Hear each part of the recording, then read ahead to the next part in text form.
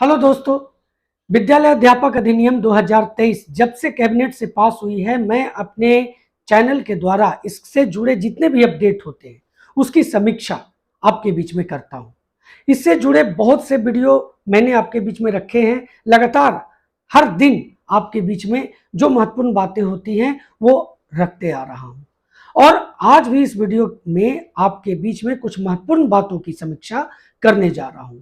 और वो कौन कौन सी बातें हैं, पहले मैं आपको इसके बारे में बता दूं कि किस तरह से ये चीजें समीक्षा हेतु जरूरी हैं। और इसमें जो सबसे बड़ी बात है वो यह है कि वेतन निर्धारण हेतु, शिक्षकों के वेतन निर्धारण हेतु जो फाइल है वो वित्त विभाग के पास भेजी गई है। इसकी पूरी समीक्षा करेंगे।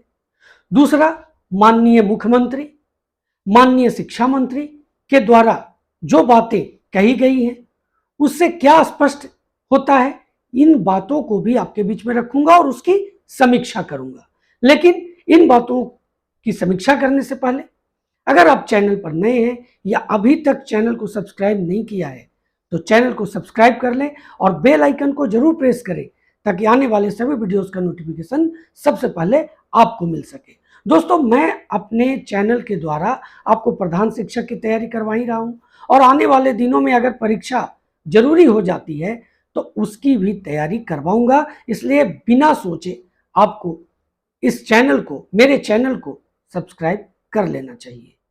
तो दोस्तों, जो सबसे पहली बात है कि जो वर्ग 1 से 12 तक के जो शिक्षक इस नई शिक्षक नियमावली के द्वारा जो बहाल होंगे उनका वेतन क्या होगा, उनका वेतन का निर्धारण करने के लिए वित्त विभाग के पास फाइल भेजी गई है। और सबसे बड़ी बात, नियोजित शिक्षकों की भी फाइल भेजी गई है। अब इन दोनों की समीक्षा मैं करूंगा कि इन दोनों से क्या स्पष्ट होगी। अब देखिए, यही वित्त विभाग ये निर्धारित करेगी कि इन शिक्षकों का वेतन क्या होगा। अब देखिए, इससे क्या क्या बातें क्लियर होती है। सबसे पहली बात कि जो पहले से जो नियमित शिक्षक है, जो उनको अभी वेतन प्राप्त है और शिक्षकों की एक मांग रही है समान काम समान वेतन की, वो नहीं पूरा होने जा रही है। एक नया वेतनमान सृजित होगा, जैसे प्रधान शिक्षक और प्रधानाध्यापक के लिए सृजित हुआ, उसी तरह से ये नई नियमावली के थ्रू इन शिक्षकों के लिए वेतन का निर्धारण होगा। रह गई बात नियोजित शिक्षकों की फाइल भेजने की, तो ये दो बातें क्लियर होती हैं। और आगे की जो बात करूंगा, जो माननीय मुख्यमंत्री ने जो बातें कही हैं उससे भी क्लियर हो रही है। देखिए, उनका भी फाइल भेजा गया है, यानी निश्चित है कि इनकी भी सैलरी में बढ़ोतरी होगी। अब इन दोनों का जो सैलरी होगा, अब वो किस तरह का होता है, जिस तरह से चाइनीज एक वेतन निर्धारित किया गया प्रधान शिक्षक के लिए, प्रधानाध्यापक के लिए, कहीं उसी तरह तो नहीं होगा कि कुछ और बेहतर होगा। ये तो भविष्य के गर्भ में है। अब दूसरा एक बात है और यहाँ पर क्लियर होती है। अब दोनों का फाइल भेजा गया। अब हो सकता है कि जो नए शिक्षक बहाल होंगे वो सरकारी कर्मी कहलाएंगे। अब वो सरकारी कर्मी कहलाएंगे, वो सरकारी शिक्षक कहलाएंगे, तो उनका जो वेतन हो वो नियोजित शिक्षकों से बेहतर हो या नियोजित शिक्षकों से कम हो। जो पूर्व नियोजित शिक्षक है उनकी बात मैं कर रहा हूँ।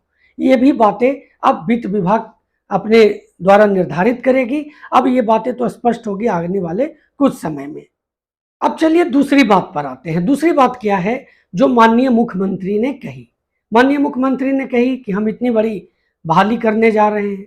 पहले लोग कहते थे कि इस तरह के शिक्षकों की बहाली कर रहे हैं, अब पूरी तरह से सरकारी शिक्षक कहलाएंगे और पुराने वालों को भी नहीं हटाएंगे, इनको भी अच्छा वेतन देंगे और जो पूर्व नियोजित शिक्षक है उनका भी वेतन बढ़ाएंगे। और इसी से रिलेटेड है ये जो वित्त विभाग के पास फाइल भेजी गई है। हो सकता है इनके वेतन में वृद्धि हो। ये माननीय मुख्यमंत्री के द्वारा जो बातें कही गई उससे स्पष्ट होती है। परीक्षा की बात जो आई वो तो बिल्कुल क्लियर हो गई। जब राज्य का मुखिया ही कहे कि परीक्षा होगी तो अब तो निश्चित लग रहा है कि परीक्षा होगी। और बाकी तो अब आगे देखते हैं कि शिक्षक संगठनों और सरकार में क्या बातें होती हैं और क्या बीच का रास्ता निकलता है। पिछले वीडियो में मैंने ये बातें भी आपके बीच में रखी थी। अब अगली बात पर आते हैं जो माननीय शिक्षा मंत्री ने कही। माननीय शिक्षा मंत्री ने कहा गुणवत्तापूर्ण शिक्षा हेतु ये जरूरी है कि जो शिक्षक आए वो पूरी तरह से एग्जामिनेशन से गुजर के ही आए और उन्हें सरकारी कर्मी भी घोषित कर दें। इतनी बड़ी वैकेंसी आने वाली है, सरकार का ये उद्देश्य है कि सभी तरह के बेरोजगारों को रोजगार दिया जाए। तरह तरह की बातें उन्होंने कही और उन्होंने कहा कि ये जो शिक्षक आएंगे वो गुणवत्तापूर्ण शिक्षा को आगे बढ़ाएंगे, नियोजित शिक्षक को भी इसमें जगह दिया जाएगा और उनका भी जो बेहतर भविष्य है वो निर्धारित कर दिया जाएगा। अब बहुत सी बातें क्लियर होती हैं। देखिए, उन्होंने कही कि नियोजित शिक्षकों को भी मौका मिलेगा और वो भी इसमें आकर के अपने स्थिति को बेहतर कर पाएंगे। जो एग्जामिनेशन की बात उन्होंने कही वो बहुत इंपॉर्टेंट है। उन्होंने कहा कि जो शिक्षक जो पढ़ा रहे हैं उसी से प्रश्न पूछे जाएंगे। अब यहां पर देखिए 1 to 5 वाले जो शिक्षक हैं, प्रधान शिक्षक उसी के लिए है, 1 to 5 में बहाल होंगे और वहां क्लास 8 तक के सिलेबस को निर्धारित किया गया है। अब देखिए यहां पर 4 तरह की स्थिति हो जाएगी, 1 to 5, 6 to 8, फिर जो माध्यमिक शिक्षक होंगे और एक उच्चतर माध्यमिक शिक्षक होंगे। तो इन सबके लिए जो सिलेबस का निर्धारण होगा उनके क्लास वाइज होना चाहिए। उनके बातों से अगर समझा जाए तो यह स्पष्ट होता है। दोस्तों, अगर एग्जामिनेशन की बात करें तो एग्जामिनेशन जो आयोग लेने जा रही है वो है बीपीएससी, और बीपीएससी का एग्जामिनेशन आसान नहीं होगा, एसएससी से की तरह आपको आसान नहीं होने जा रहा है। यानी इसमें भी एक बेहतर प्रश्न आपके बीच में रखे जाएंगे। अब शिक्षा मंत्री कह रहे हैं कि उसमें नरमी बरती जाएगी, उनके बातों से ऐसा स्पष्ट होता है। तो देखिए ये तो आने वाले समय में जब सिलेबस आएगा तो क्लियर हो जाएगा। तो दोस्तों, इन बातों से यह स्पष्ट हो जाता है कि वेतन तो बढ़ेगी, वेतन नियोजित शिक्षकों का भी बढ़ेगा और जो नए शिक्षक अभ्यर्थी हैं जो इस परीक्षा के माध्यम से शिक्षक बनेंगे उनका भी वेतन आकर्षक होगा। मैं नहीं कह रहा, ये सरकार के थ्रू जो कही गई है, लेकिन हाँ उनका वेतन जो पहले से जो नियमित शिक्षक हैं उनकी तरह नहीं होगा, ये बातें भी स्पष्ट हो गई है।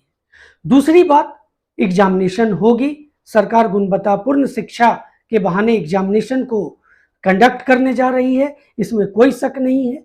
तो इन कुछ महत्वपूर्ण बातों को आपके बीच में मैंने रखा। उम्मीद है आपको ये वीडियो काफ़ी अच्छा लगा होगा। दोस्तों, अगर अच्छा लगा हो तो लाइक करना बिल्कुल भी ना भूलें। चैनल पर नए हैं या अभी तक चैनल को सब्सक्राइब नहीं किया है तो मैं आपको एक बार फिर से कहना चाहता हूँ, चैनल को सब्सक्राइब कर लें, बेल आइकन को जरूर प्रेस करें ताकि आने वाले सभी वीडियोस का नोटिफिकेशन सबसे पहले आपको मिल सके। अगले वीडियो में कुछ जो नई अपडेट आएंगे वो भी मैं रखूंगा और प्रधान शिक्षक की जो तैयारी मैं करवा रहा हूं उसका नेक्स्ट यूनिट 1 का जो नेक्स्ट टॉपिक है वो भी आपके बीच में रखने जा रहा हूं। तो दोस्तों, मिलते हैं अगले वीडियो में, तब तक के लिए जय हिंद।